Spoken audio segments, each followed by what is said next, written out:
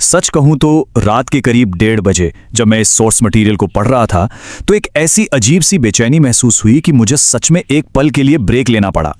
ये किस्सा इतना भारी और असहज करने वाला है कि इसे पढ़ते हुए अकेले अपने कमरे में बैठना भी डरावना लगने लगता है। आज के इस विश्लेषण में बिहार के एक ऐसे अनकहे रहस्य की गहराई में उतरेंगे जिसे शायद कभी बाहर आना ही नहीं चाहिए था। ये एक ऐसी कहानी है जो सदियों पुराने पूर्वजों की वेदी और उसके आसपास छिपे गहरे घने अंधेरे पर रोशनी डालती है। तो चलिए बिना किसी देरी के इस सफर की शुरुआत करते हैं।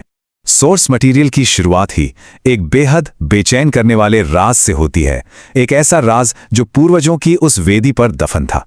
ये कहानी है अमित की, जो लगभग एक दशक यानी पूरे 10 साल बाद बिहार के अपने पैतृक गांव वापस लौटा था।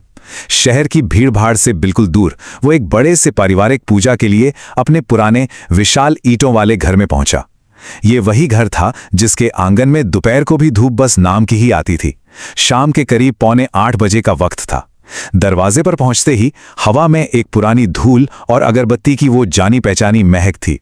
पर जैसे ही उसने अंदर कदम रखा, उसके कान के ठीक पास से एक बेहद ठंडी हवा का झोंका गुजरा।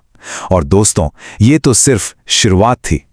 चलिए एक बार इस टाइमलाइन पे ध्यान देते हैं। ये देखना वाकई रोंगटे खड़े कर देता है कि कैसे एक बिल्कुल आम सा पारिवारिक मिलन इतनी तेजी से भयानक रूप ले लेता है।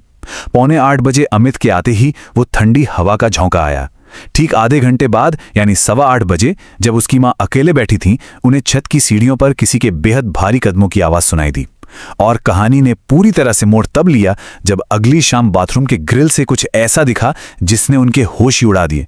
एक परिवार का सुकून कैसे पल भर में गायब हो रहा था, ये इन घटनाओं से बिल्कुल साफ हो जाता है। यहां इन दो घटनाओं का कॉन्ट्रास्ट समझना बहुत जरूरी है। एक तरफ खाली छत थी। मां जब कदमों की आवाज सुनकर छत पर गईं, ये सोचकर कि कोई चोर होगा, तो वहां कोई नहीं था। इसे एक पल के लिए भ्रम या ऑडिटरी हैलुसिनेशन माना जा सकता है।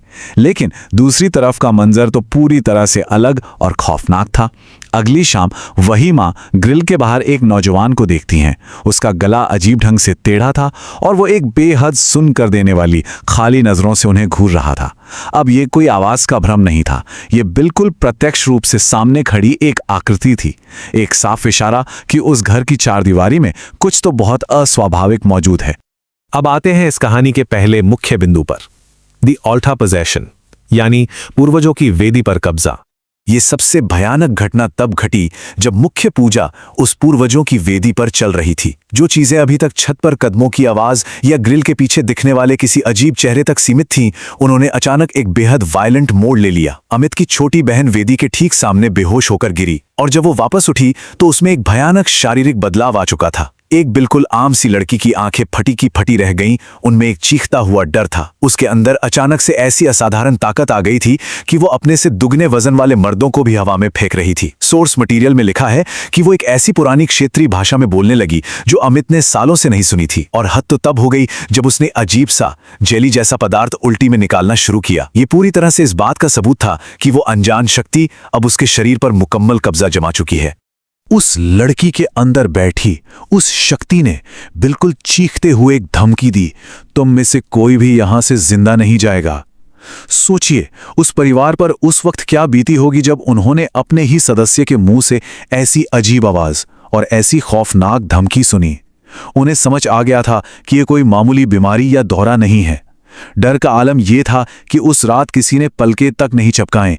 पूरा परिवार उसके चारों तरफ बैठा रहा, उसे घूरता रहा, बस इस उम्मीद में कि वो रूह उस लड़की को अपने साथ हमेशा के लिए ना ले जाए। यहां से शुरू होता है हमारा अध्याय 2, द स्पेशलिस्ट प्रीस्ट। एक ऐसे पुजारी का आगमन जो ऐसी ही स्थितियों से निपटने का विशेषज्ञ था। इस पुजारी ने आते ही स्थिति का मुआयना किया और एक चीज बिल्कुल साफ कर दी कि जब पूर्वजों की रक्षा दीवारें कमजोर पड़ती हैं, तभी ऐसी दबी हुई आत्माएं वापस आती हैं। और फिर उसने जो सामग्री मांगी उस पर ध्यान दीजिए। ये किसी आम पूजा की लिस्ट बिल्कुल नहीं थी। 80 नींबू, नारियल, लाल और काला कपड़ा, क्षेत्रीय सेवला मछली और एक देसी मुर्गा। लेकिन सबसे चौंकाने वाली मांग थी एक लड़के के बाल और उसका मूत्र, जिसका इस्तेमाल एक खास विधि में किया जाना था। साथ ही 101 मंत्रों का अनिवार्य जाप। ये लिस्ट ही अपने आप में बता रही थी कि यह आमना सामना कितना खतरनाक होने वाला है। और ये सारी सामग्री आखिर किस काम आनी थी? एक बेहद खौफनाक एग्जॉर्सिज्म यानी झाड़ फूंक की प्रक्रिया के लिए। पुजारी के सहायकों ने आंगन में एक बड़ा सा गड्ढा खोद दिया, उसे लकड़ी, कपूर और पेट्रोल से भरा गया, और फिर शुरू हुआ सबसे डरावना हिस्सा। उस लड़की को उस आग के घेरे के बीचों बीच बांध कर रखा गया। यह पूरा अनुष्ठान इसलिए रचा गया था ताकि उस बेचैन आत्मा को एक सब्स्टिट्यूट यानी एक पुतले की तरफ आकर्षित किया जा सके और लड़की की जान बचाई जा सके। मुझे जाने दो। जैसे ही आग जली, उस लड़की के अंदर बैठी वो शक्ति पूरी ताकत से चीखने लगी। ये मंजर सच में एक साइकोलॉजिकल टेरर था। वो शक्ति आग के उस घेरे को पार नहीं कर पा रही थी। परिवार वहीं खड़ा था और उनकी सहानुभूति पाने के लिए उसने अपना माथा जमीन पर तब तक पटका जब तक कि वहां से खून नहीं बहने लगा। वो चाहती थी कि परिवार का दिल पिघल जाए और वो लोग उसे आग से बाहर निकाल लें, लेकिन पुजारी सख्त था। उसने किसी को भी अपनी जगह से 1 इंच भी हिलने की इजाजत नहीं दी, क्योंकि एक छोटी सी भी गलती पूरे परिवार के लिए मौत का पैगाम बन सकती थी। यहां पर इस कहानी की थोड़ी और गहराई में चलते हैं। सोर्स बताते हैं कि वहां असल में सिर्फ एक आत्मा नहीं थी। इस टेबल को देखिए। पहला था एक धोखा खाया हुआ आदमी जिसकी जमीन के विवाद में मौत हुई थी और वो अब अपने बदले के लिए एक बच्चा चाहता था। दूसरी एक बुआ की आत्मा थी जिसकी कहीं जंगल में बड़ी दर्दनाक मौत हुई थी और वो भी बच्चे की तलाश में थी।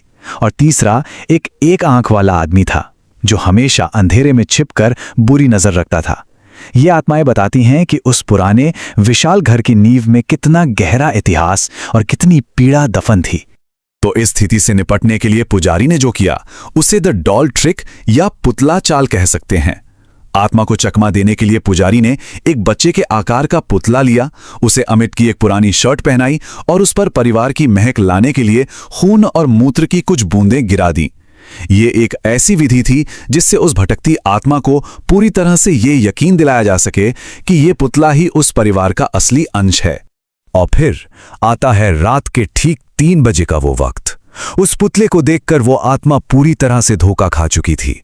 वो उस पुतले को किसी मां की तरह अपने सीने से लगाकर अजीब तरीके से हंसने और रोने लगी।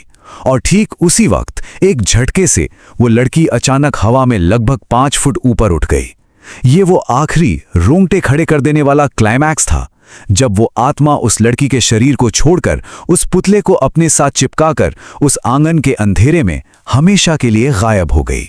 लेकिन बात यहां पूरी तरह खत्म नहीं होती। एक प्रोटेक्टिव शील्ड यानी भविष्य के लिए एक सुरक्षा कवच पक्का करना बहुत जरूरी था। पुजारी ने उस धोखा खाए हुए आदमी की आत्मा की शांति के लिए आखिरी संस्कार पूरे किए। घर की बाउंड्री के पास ही मिले एक पुराने कंकाल पर क्रियाएं की गईं और वहां बकरे और मुर्गी का निवेदन भी किया गया। इसके बाद अमित और उसकी बहन को खास अभिमंत्रित धागे और एम्यूलेट्स दिए गए जिन्हें उन्हें बिना उतारे पूरे 1 साल तक पहनना था ताकि वो दोबारा कभी इन ताकतों का शिकार ना बने। अब जरा इस पूरे विश्लेषण के सबसे बड़े और चौंका देने वाले ट्विस्ट पर ध्यान दीजिए। पुजारी ने आखिर में खुलासा किया उस दिन वेदी पर उस लड़की की जान इसलिए बच गई क्योंकि परिवार के ही एक अनजन्मे बच्चे की आत्मा, जिसका नाम उन्होंने शुभम रखा था, उसके आगे एक गार्डियन स्पिरिट यानी रक्षक ढाल बनकर खड़ी थी। वही आत्मा उस एक आंख वाले आदमी और बाकी अंधेरी ताकतों से लड़की की रक्षा कर रही थी। अगर वो अनजन्मे रक्षक आत्मा वहां नहीं होती तो शायद उस रात परिवार का अपनी बहन को बचा पाना पूरी तरह से असंभव हो जाता। आखिर में इन सभी पहलुओं को समझने के बाद एक बेहद गहरा सवाल जहन में आता है। क्या पूर्वजों के दबे हुए रहस्यों को कभी छेड़ना चाहिए या उन्हें वही छोड़ देना बेहतर है जहां वो सदियों से छिपे हैं? क्या इतनी ताकतवर और बेचैन आत्माओं को चकमा देने के लिए किए गए ऐसे भयानक अनुष्ठान वाकई जरूरी होते हैं? ये एक ऐसी प्रस्तुति है जो इस बात पर सोचने को मजबूर करती है कि हमारी समझ से परे भी कई ऐसी असाधारण चीजें हैं जो अंधेरे में अपना वजूद रखती हैं।